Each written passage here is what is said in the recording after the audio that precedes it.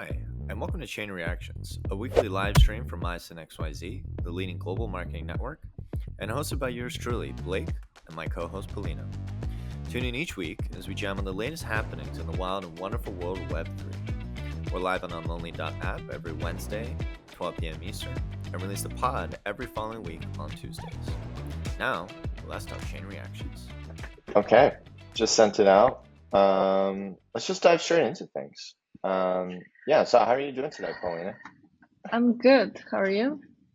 Doing all right. Bit of a chaotic morning, but excited to chat. I feel like there's a lot happening in Web3 this week. So, as you were saying, it's a bit chaotic. So I was just trying to catch up on all the drama, but it's just too much to handle. There's so much happening. So what should we start with? I mean, there's Claynosaurz, there's Pudgys, there's Doodles, there's Crypto the Game. There's so much happening. Do we start with the drama or with more? Because I feel like the conversation around zkSync is like all over the place, and the token drama as well, and then the rest is kind of just like on the down low positive news. So let's start with the juicy stuff first. Okay. Yeah, so let's talk about zkSync. So I guess, should we give people like a quick recap for those who aren't aware what's going on?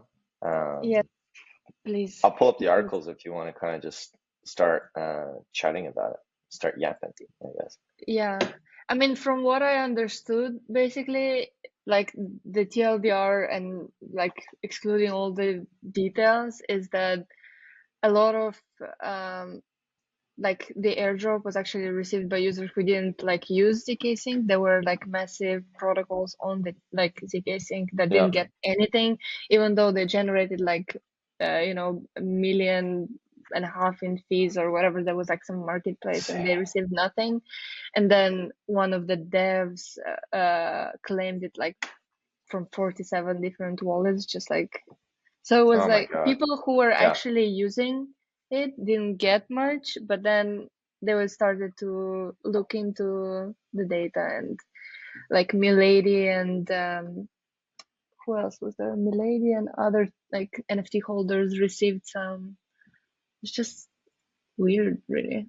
What's your weird? Oh, Pudgys got it. Pudgys got an allocation. It's kind of tough for me because I'm a low Pudgy holder, so it's very variable when people say Pudgys received. I'm like, well, are we talking big or little or both? Because sometimes they do both, and then sometimes it's just big Pudgys. That's my biggest miss. I should have just got a big Pudgy when I could have, but alas. I mean, it's basically that, right? Which I think the crazy thing is, it's, there have been a lot of airdrops this, I guess, past 6 months, and I think there are gonna be a lot more, and I think everyone's trying to figure out how to do it appropriately, and it feels like zkSync kind of fumbled the bag.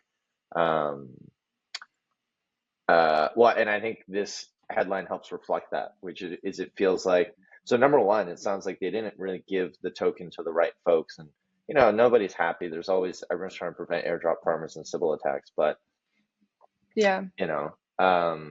if someone used it a lot, they probably should get something, right?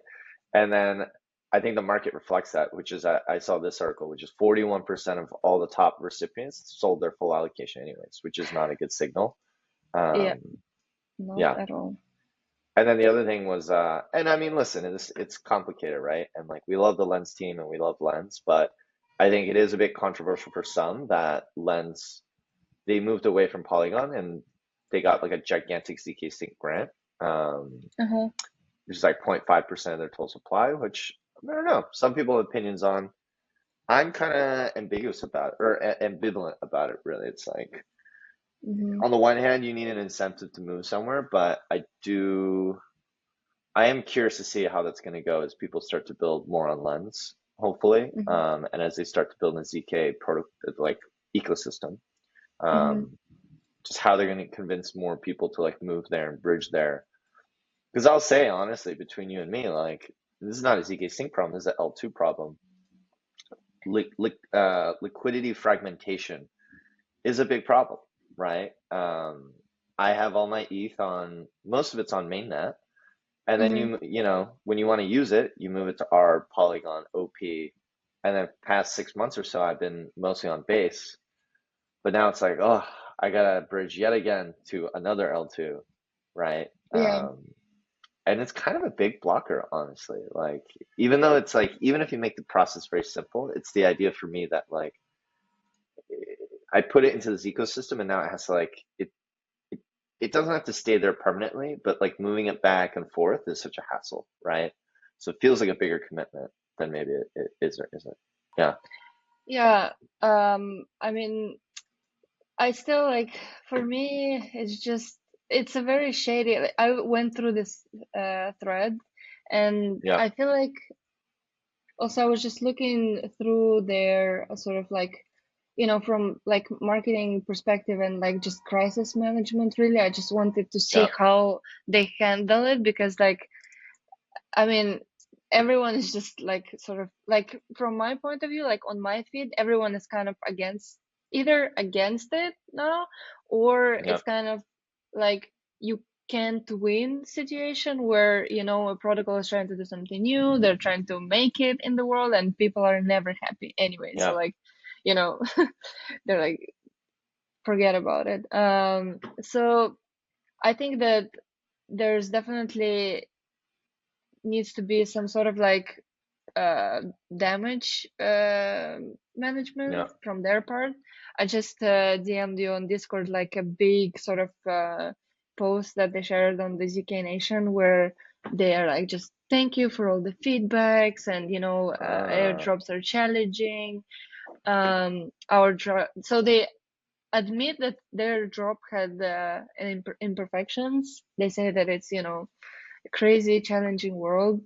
That they recognize that people are upset, but they Yeah. did not identify issues, and that they didn't communicate the nuances enough, so the expectations were not there. But that's exactly the problem, like right now, like working with crypto brands. The communication is such an important part, and just like everybody is talking about having the community and like bringing the community on their journey and blah blah blah, and like being Yeah. transparent, and then this stuff happens, and I'm just like, you had one job to do, to communicate what are the, like, if you knew about it, then you Yeah. could have controlled the narrative better and like position it in a way that this would benefit ecosystem at some point, like later on, and this is like sort of the strategy and blah blah blah. Because Yeah. it's one of the biggest like airdrops recently. They knew people are going to be looking into it. They should have anticipated that they will be upset, and it would affect like the token price a lot. Maybe they didn't anticipate such a big backlash, but if I was working with them, I would tell them like, this is like, either you communicated prior to it or not, because people have been sort of farming it for a year or something. So it's like, it requires a lot of dedication and stuff. And I'm not like, I don't think I'm on either of the sides, because all like the airdrop farmers are also like not all the time, like they just want the tokens and like drop them then anyway, like sell them. So it's kind of like, it's a chicken and the egg problem, I guess, where the design of the points program, the airdrop, has to be sustainable enough. So it's either like ongoing rewards that would lead to this retention and engagement long term, or like product market fit or something, but like just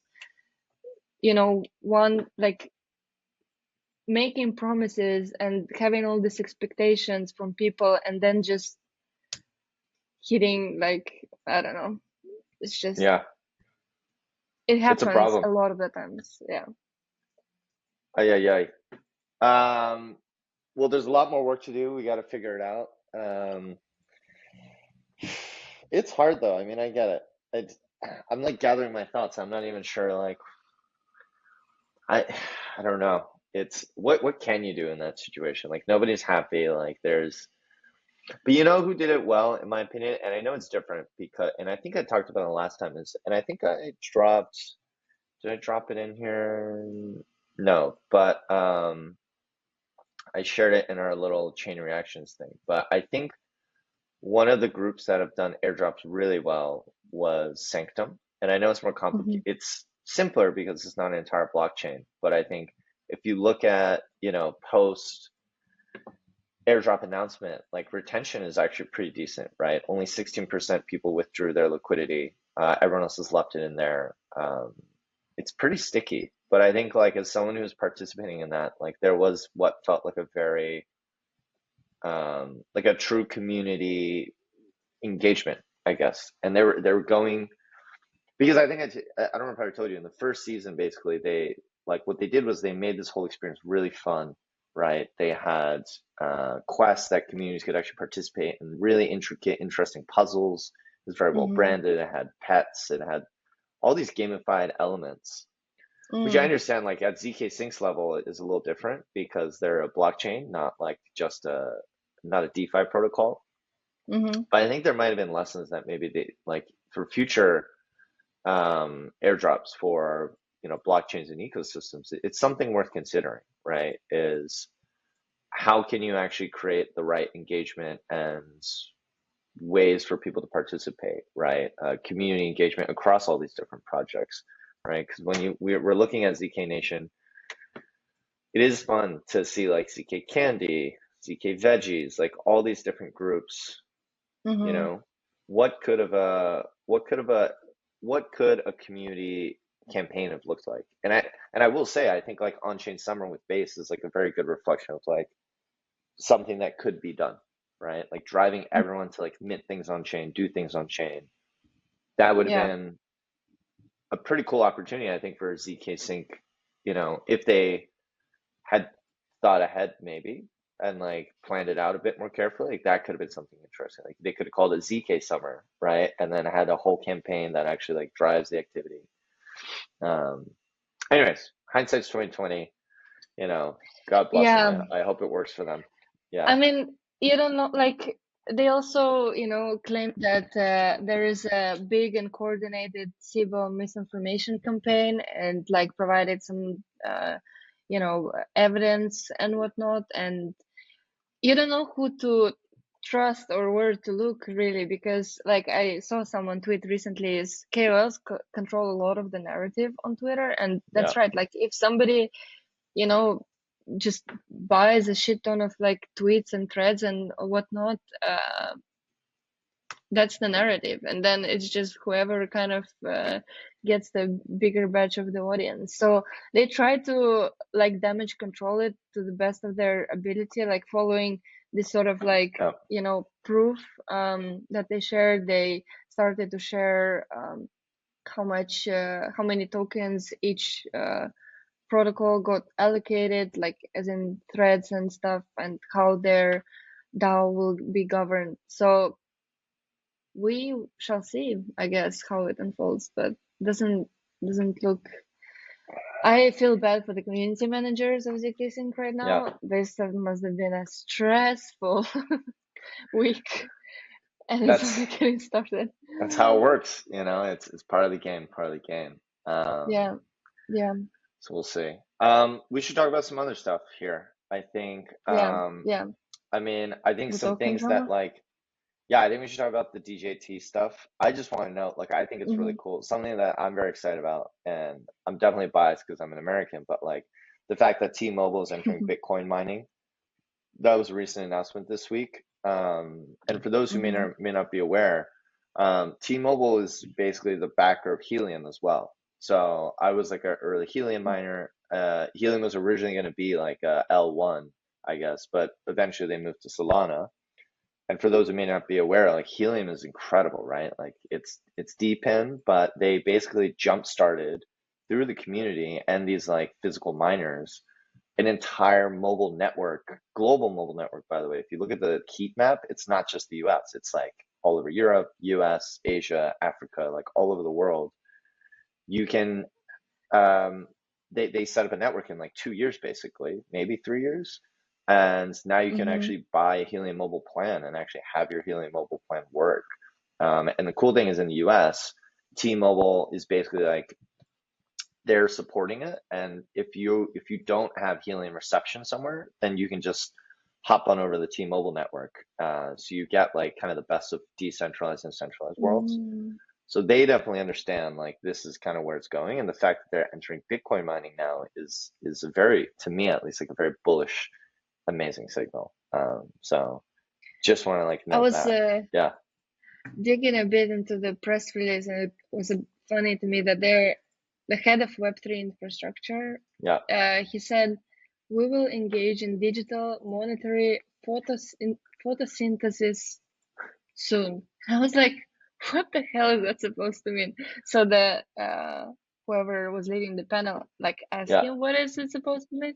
And the guy said, like, are you gonna mine Bitcoin? And they said that like that they will in the future. It's like digital monetary photosynthesis. That's a crazy term. Wow. Yeah. You're advanced. Listen, he's got to break it down and simplify it for these Web 2 folks, right? So they understand what's going on. Yeah. Maybe. We'll say that's why he said that, right? Yeah. So Iggy Azalea or whatever, she's trying to steal the Helium community. Yes, and that's also very relevant. Is like talking about Helium and T-Mobile. Yeah, like Iggy Azalea with Mothercoin, right? Like this is crazy. That is just so funny. Yeah, I mean, and this is the funny thing where the worlds collide of like Web3, Web2, like stonks, crypto, right? Because it's like Iggy Azalea launches a meme coin on Solana, but now she has her own Helium competitor. What's it called? Unreal Mobile. She has her own Unreal Mobile company. And now they're, I guess, cutting a deal to put in GameStop. It's like, I love working in this industry. I don't know. It's so entertaining and insane. Didn't she like last week or something go to, where was she? She was at the New York Stock Exchange and she was shaking hands with Jim Cramer and like, it was the whole thing. Boss. You're like, I'm speechless. Yeah, not much to say there. Yeah. I mean, she knows how to make some noise, how to get the attention. Listen, I love Mother, good for her, it's better than Did you get some? I didn't, but I'm preparing to, and I'm glad I didn't because, a quick market update, the whole market basically tanked this week. Just like down, not down bad, but definitely down.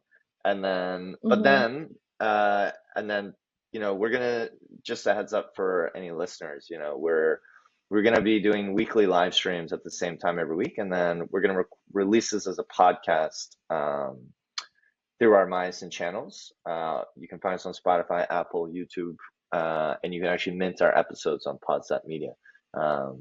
But that'll go out a week later. But this will date us a bit. But TLDR, I think it just came out yesterday, right? The SEC is withdrawing their lawsuit against Consensus, which is obviously one of the biggest backers of Ethereum. So it effectively means the SEC is admitting Ethereum is not a security, whether they're not saying it out loud. But when you withdraw the lawsuit claiming Ethereum is a security, it kind of speaks for itself, right? And the fact that Ethereum ETFs are about to start trading as well.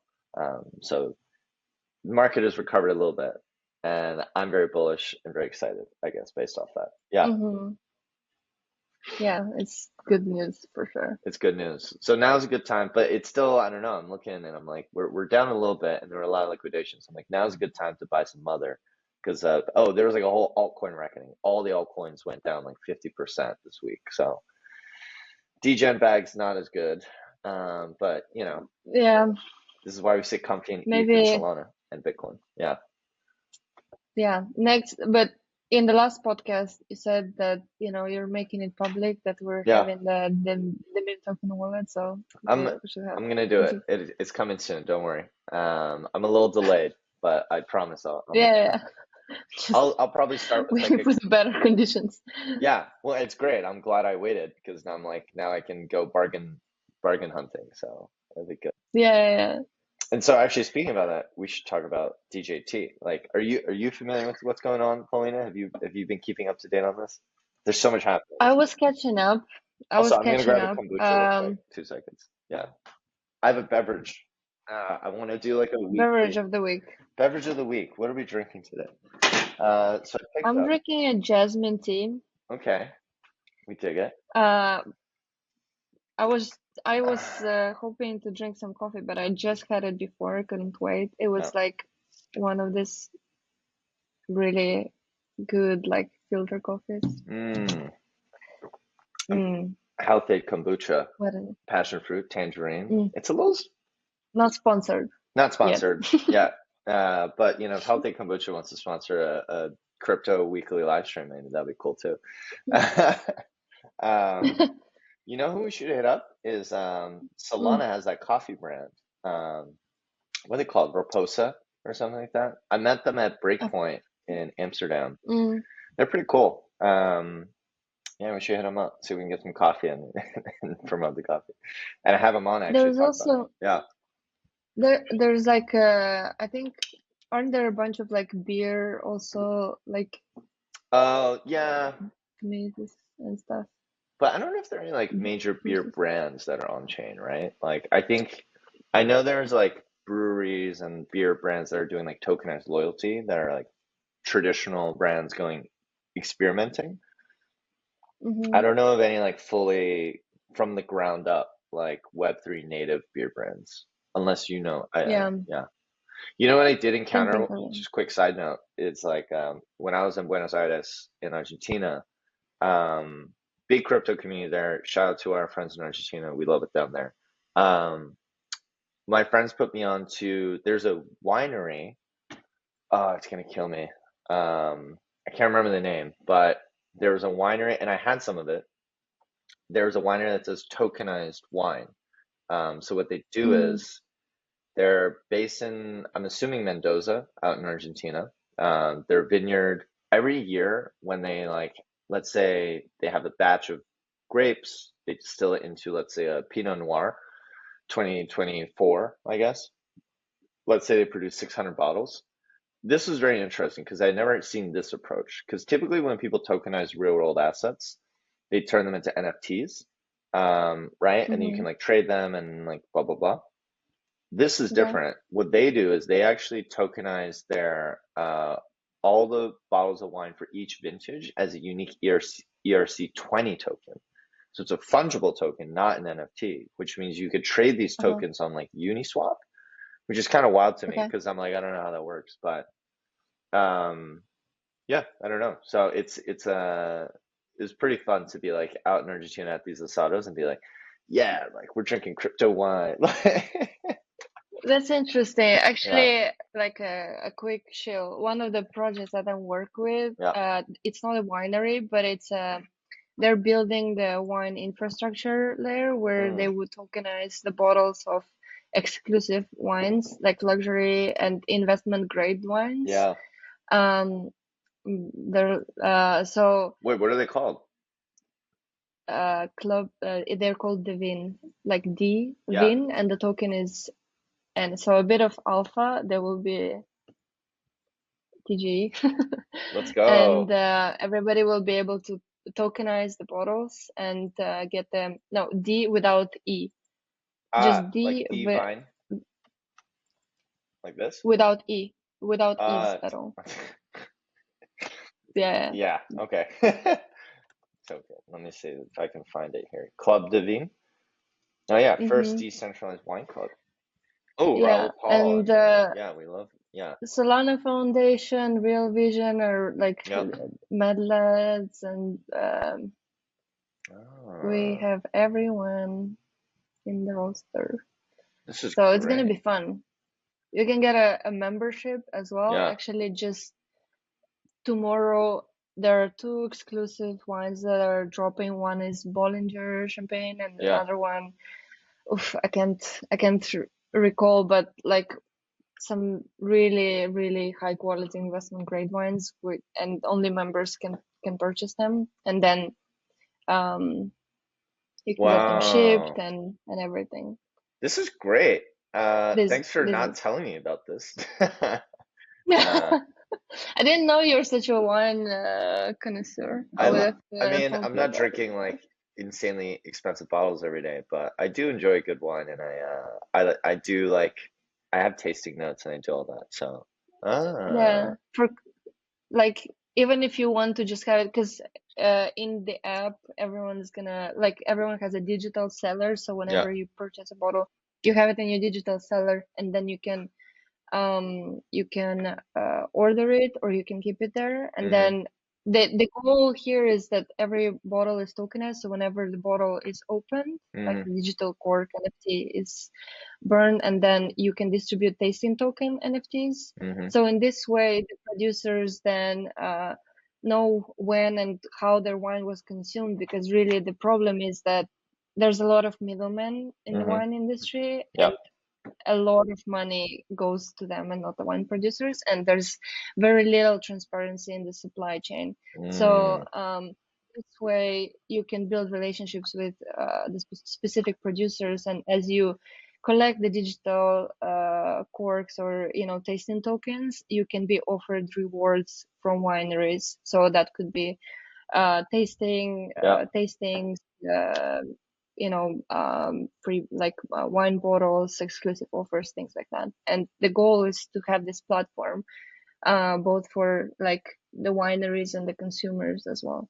That's really cool. I love that. I feel like I feel like a lot of people I know have talked about tokenized wine and like trading platforms, but this feels like it's a unique and like just simpler take. Like I like that it's not a subscription. It's just like buy one time and just be done with it, enter the club.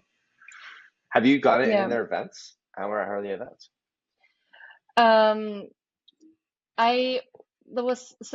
Actually in May 30th, they had an event in France, in one of the wineries that is owned by Tony Parks, he's an NBA All-Star. So people who are members got to go to the event and like drink wine with him, which is crazy.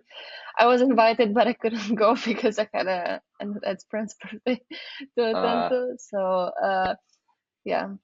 Damn. Family and friends first kind of thing. Yeah. But, well, next time. They might be at ITCC. Okay. Well, listen, I want to go to these events, check them out. Yeah, maybe. It looks like membership is closed. I need a referral, so let me know if you have any. I can get you one if you want. Yeah, I gotta think about it. I've already put sometimes I feel burned. Not on this, but anyways, we'll talk about it later. There's other membership clubs I've bought into, and I'm like, what's this worth it? I don't know, but yeah, I'm into it. Yeah, we can talk. It's just turned into a shill. No, but it's really like I love working with them. The team is amazing, and I can definitely get you in the club. We'll chat about it more. Yeah. No, I mean, this is a really interesting, and that's what I love about, I think, the live stream is this is just us kind of talking about interesting stuff, right? And to me, tokenized wine and I wasn't even aware. I'm also a huge Raoul Paul Real Vision fan. So anyways, I think we talked about this in the last one, didn't we? That when I met, I got a selfie with Raoul at my first crypto conference. Crypto Bahamas. They have RVIP community, right? Yeah, I'm like a Real Vision subscriber, but it's confusing. They have 20 different subscriptions, membership tiers. So I'm like, I paid for it.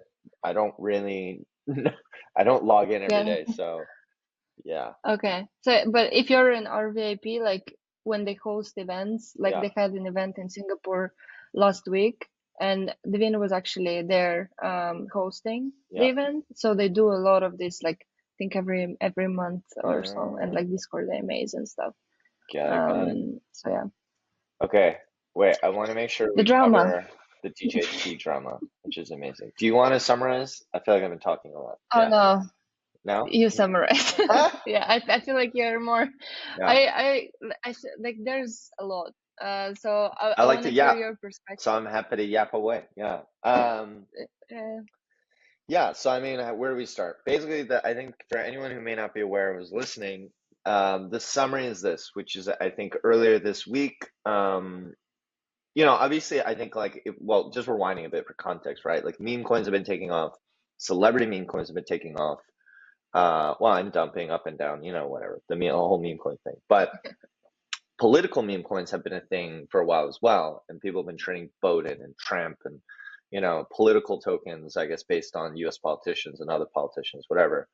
This week, it came out that DJT token was theoretically actually backed by you know, the Trump family supposedly through Barron Trump. And, you know, there are speculators. And of course, everyone's like, if this really is an actual Donald Trump token, it's going to go insane. And so I think people start buying in. Then I think there were certainly people who were highly skeptical. So obviously, like Zach XBT, like he's like an on-chain sleuth legend. And then Arkham, I think it was Arkham Intelligence, right? Yeah, they issued a bounty of 150K to uncover who is actually the creator of DJT token. And then basically it turns out Martin Shkreli is like claiming, he's like, no, it's real. Like, he basically got found out, I think, because I think the heat got too much. And it basically turned out, well, and you correct me if I'm wrong, Polina, but my understanding is, as it says here in the tweet, if you're watching on video, Martin Shkreli basically hosted Twitter Spaces and confesses that it's him, and that he was working with a person who I guess is friends with Barron Trump, and they co-launched this thing together, and he had an insider allocation. And the crazy thing is, like, this dude just got out of prison, and I'm pretty sure he's not supposed to be doing anything related to investments. So it's kind of weird to me that I'm like, you so publicly just made a confession that if this is in a courtroom, aren't you going to go straight back to jail? I don't know. Like, yeah, so I think that's the gist of it. And my understanding is the token has plummeted, although I haven't really checked the charts. We can see. But yeah, do you feel like that's a good summary, Helena? I feel like, yeah, I feel like it is. I also just like that, you know, when the bounty was announced and Zach said that he submitted his guess or like his investigation, this guy just immediately DM'd him saying like, don't tell anyone that it's me, kind of thing. It's just between us. And then he just like mercifully posts that as a screenshot, which is just so funny. That's how it works, man. Can't trust anyone. Oh, wait, this is a daily chart. I gotta switch over to 15-minute. Oh, but you know what? Looks like it doesn't matter. It's up. It's up. People be buying. We'll see how long that lasts. But yeah. But also, like, to me, it's just not clear. Like, it hasn't been really proven that there is any association with Trump, which is like the main thing here. Well, I feel like it's been proven there is no association, no? Like, Shkreli and his friend, who's like a friend of Barron, have basically confessed that they were behind the whole thing, right? Which is why it's weird that it's like still mooning, I guess, but degens are going to degen, right? Yeah. But what happened that led to, you know, to them even digging into this? Like, oh, well, I mean, obviously, was there some sort of drama? Yeah, I don't know if you saw, but there was like there's another tweet. I think I linked it in our notes here. This was actually the precursor to the whole Twitter space, because before Arkham even issued this bounty, oh yeah, here's what it was.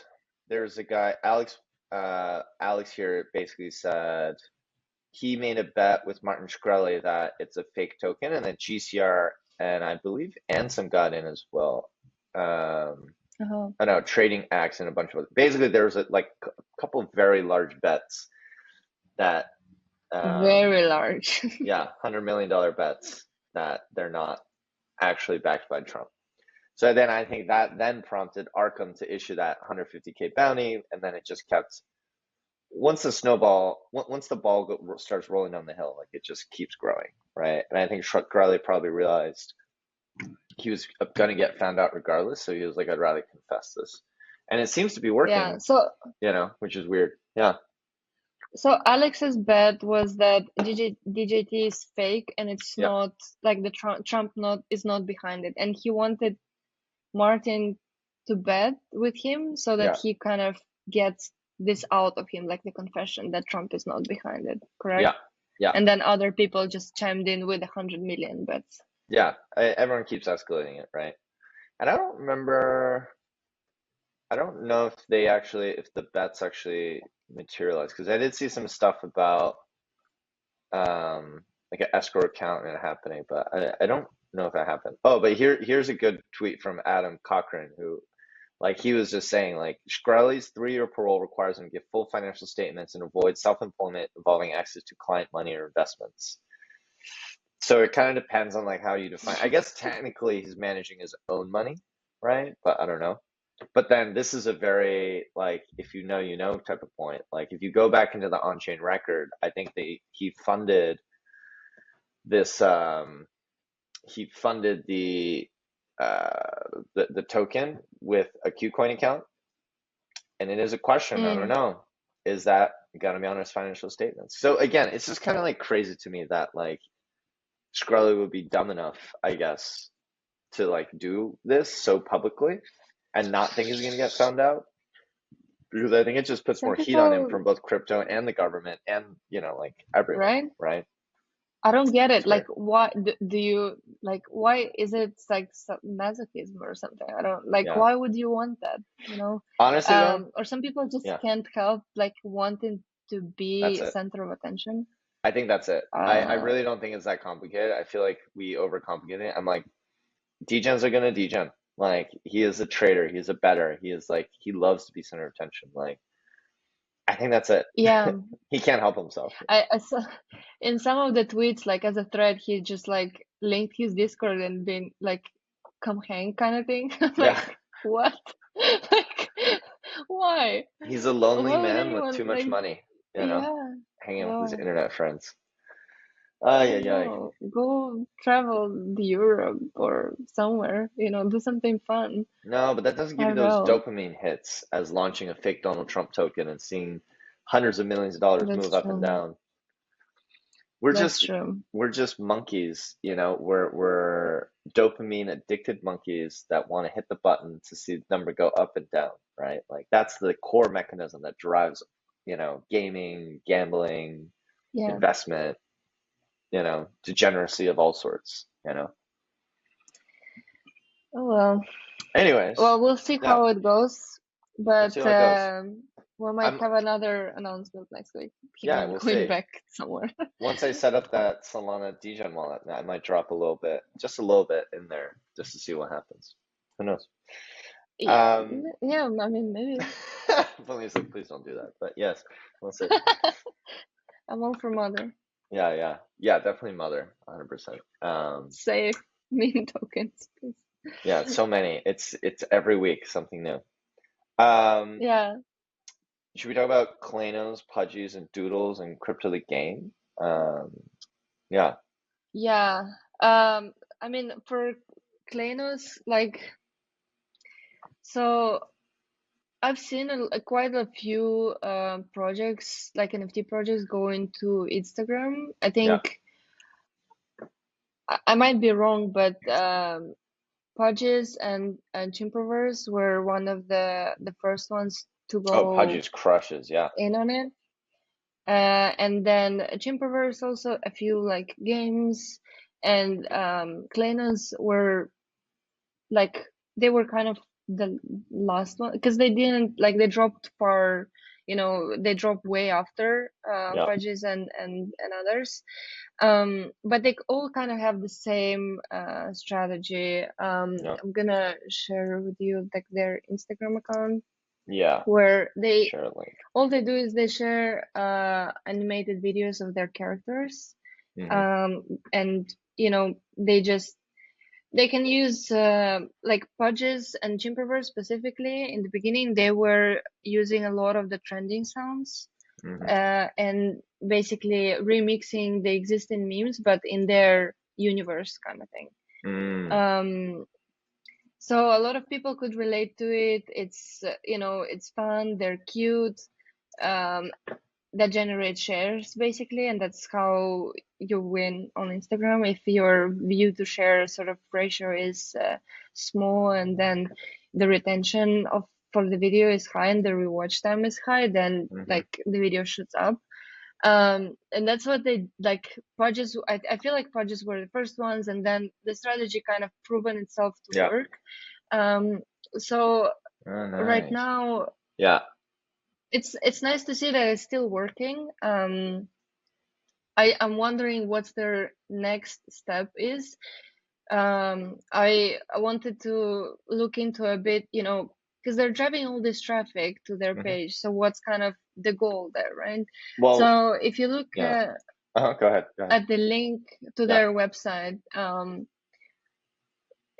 they call them collectibles, so it's not NFTs or anything, it's a collectibles, and they kind of provide the story behind each character, and it's almost like they're Pokemons or something. Like there are different traits and abilities, obviously different, like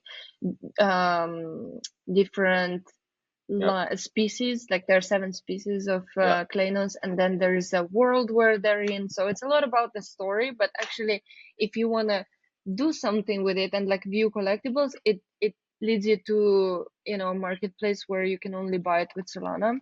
So it's like, I want to buy it, like, I'm coming from Instagram. I have zero knowledge of crypto, right? I come to this place, I want to buy. I thought collectible is a figurine in my head, or like a digital collectible, whatever.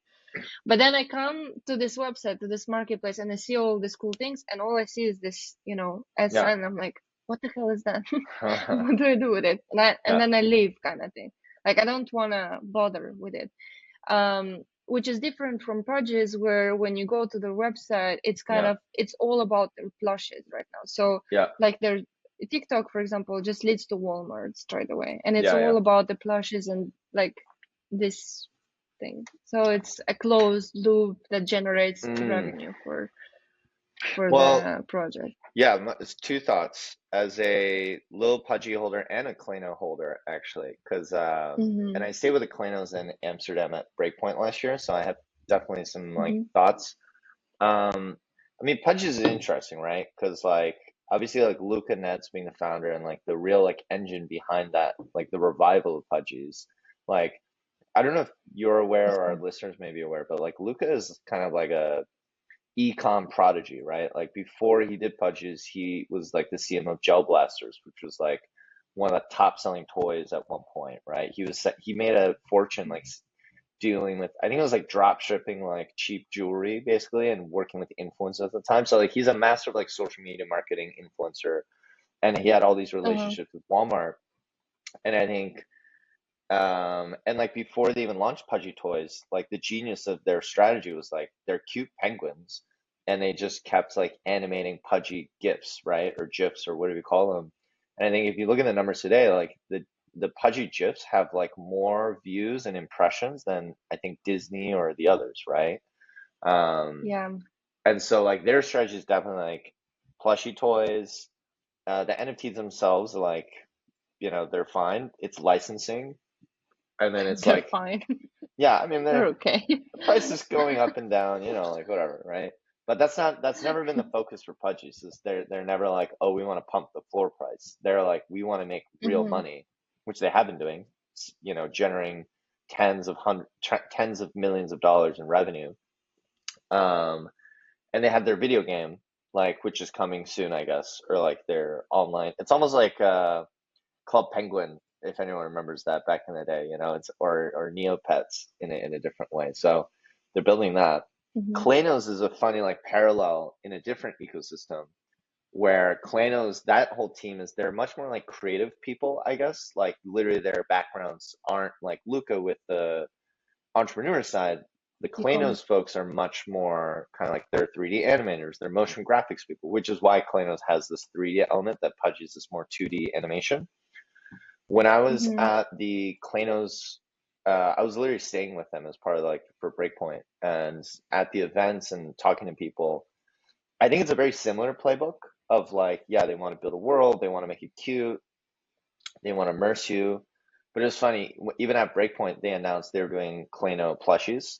So it's kind of like a fast follower situation where I was like, oh, wait, so Pudgys did plushies, now you're doing plushies, But then also they have a video game that's going to come out. So it's like from the Web3 side, like you can upgrade your Claynos and you can start to battle them. So I'm not super up to date because honestly speaking, I'm not super deep into Claynos every day. But my understanding, like they're pursuing a very similar strategy, but I think they're leaning on their unique skill sets, which is like they are more storyteller types. by the very nature of their work. Mm-hmm. So I would assume like where Pudgys leans deeper into like physical merch and like, you know, reaching the mainstream that way. My bet would be that Clayno's, I do remember talks of like a Clayno movie, right? Or like a TV show and like more media, and then like gaming versus the physical goods, which I think Pudgys excels at so well, right? Partnerships. To me, like physical goods sounds like, okay, we can, you know, build this narrative, and with all this attention, we can get the revenue coming in like quick. We can have a, you know, the everything set up pretty much like just ship.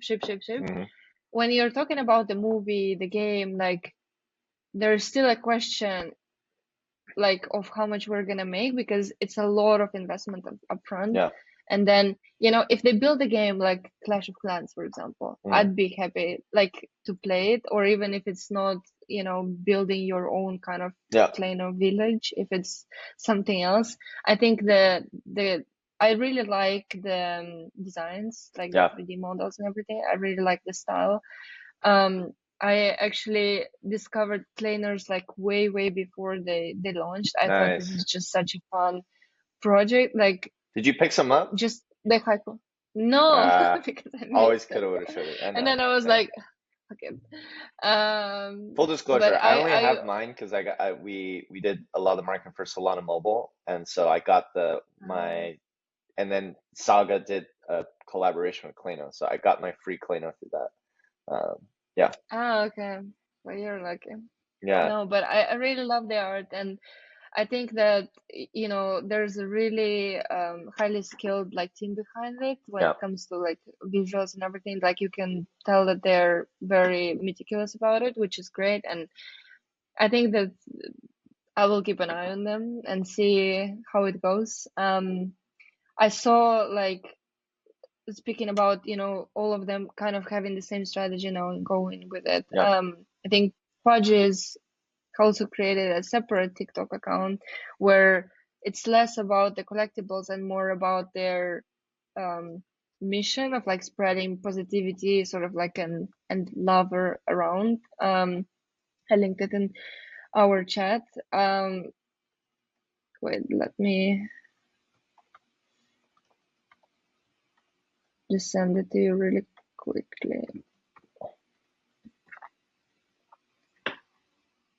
So the whole concept of this TikTok account is the Pudgy Gives, right? Yeah, Pudgy Gives, where the interesting part is that it's only on Twitch, so they find basically streamers that have no viewers, and then they subscribe, and then they, I don't know, donate some sort of like amount on Twitch, sort of like supporting them. And these videos have 6+ million of views. I think there are only 3 on account right now. I'm not sure if it's real or it's boosted. I have a feeling that it's not real, that it's just boosted. You think so? I feel like the algorithm rewards it might be not. that like feel good content, and Pudgys is like crushing it, right? I don't know. It could be. It could be. I'm like, you never know. That's true. There are only 3 videos, so it's really hard. They have all the same title, like all the same concept. Very sort of like easy to do. It's just a screen recording. So I'm curious where this goes and what's really, you know, the strategy behind it, because for now it's unclear whether that's pushing the messaging on the new audience, which is like more Twitch streamers.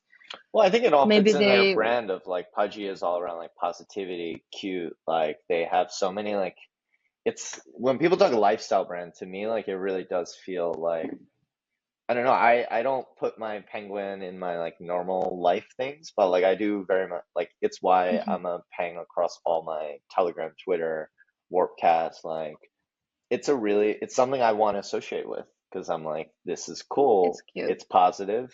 It's like a legitimate project that's making real money, but also hopefully doing good things. So like a little cute sidekick. Yeah, I think so. I think it's just like and by the way, remember like a big part of the market for buying the toys is children.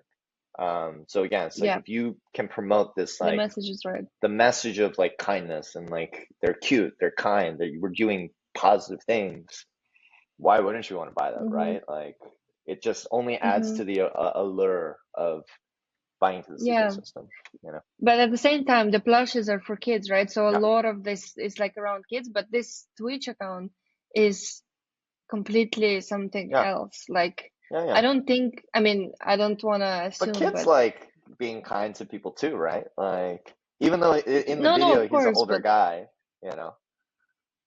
Yeah. I mean, there could be, I would expect something to be more around like children, but I think maybe they want to capture this new market. Yeah. We'll find out. Energy drink next for the Twitch streamers. Energy drink next. Yeah. We're spreading positivity. Let's go. More merch, more toys, more stuff. More revenue. Let's go. I mean, I want to be mad. Yeah, I gotta license my Pudgy at some point. But anyway, okay. I think we have to end this here, unfortunately. But yeah, I just have to hop to the next thing. But this was fun. Episode 1 in the books. We're just gonna keep playing around with this, get better and better. Maybe next week we bring on a guest. I don't know, but we'll figure it out. And maybe. Yeah, we'll see. But yeah, thank you to everyone listening. And yeah, I'll see you online, Paulina, and have a great rest of the week. See you next week. Actually different place, but same time. Different place, same I'll time. be a different place. Ooh, I'm excited. All right. Until then, ciao, ciao. See you around. Bye-bye.